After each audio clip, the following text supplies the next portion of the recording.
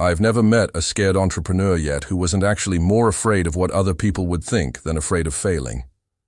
And it's kind of ironic because one of the things that scares them the most, like what other people think, has absolutely no bearing on whether or not they succeed. You don't have to do everything perfectly in order to make progress. In fact, the faster you move, the faster you will learn what works and what doesn't. This is why speed is so important when you're learning a new skill.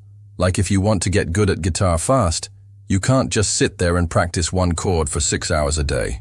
You have to learn as much as you can, as quickly as you can. You know, we tend to overestimate what we can do in a year and underestimate what we can do in a decade. But here's the thing, none of us have a clue how much time we have left. So if there's something you've been wanting to do, now is the time to do it. The greatest ideas in history began with a single step, one small step that led to an incredible journey. Think about the people who inspire you, the legends you admire. They didn't become that way by doing everything perfectly. They became that way by trying, failing, learning from their failure, adapting and repeating the process until they got it right. So many of us spend our lives trying to be perfect before we take action, before we put ourselves out there. But here's the thing, perfection doesn't exist. And if you're waiting for the perfect time to do something, you'll be waiting forever. You know, there's a story about Thomas Edison. He was once asked how he came up with the idea of the light bulb. And he said, "I didn't have an idea. I was just trying stuff." That's it. He was just trying stuff. He wasn't waiting for the perfect idea to come to him.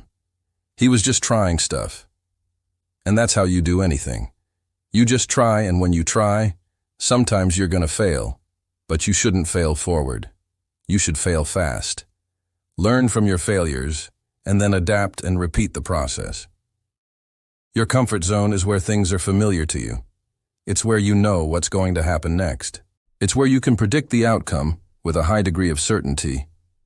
But if you want to do something great, if you want to achieve something that's never been done before, you have to be willing to step outside of your comfort zone. You have to be willing to embrace the uncertainty, to welcome the unknown, because that's where the magic happens.